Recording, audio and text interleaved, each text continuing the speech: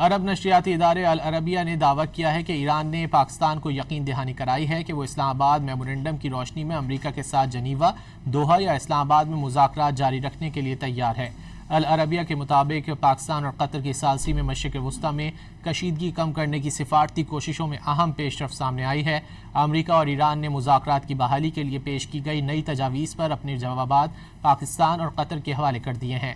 ان تجاویز کا مقصد مشرق وسطیٰ میں جاری کشیدگی میں کمی اور فریقین کے درمیان معطل ہونے والے مذاکرات کی راہ ہموار کرنا ہے۔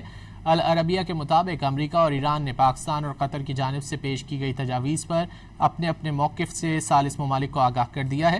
ذرائع کے مطابق ایران مذاکرات میں پہلے آبنائے ہرمز، اس کے بعد اپنے منجمد اثاثوں اور آخر میں اپنے جوہری پروگرام پر بات چیت کا خواہاں ہے، تاہم وہ آبنائے ہرمز میں کسی بھی نئی بحری راہداری کے قیام کو مسترد کرتا ہے۔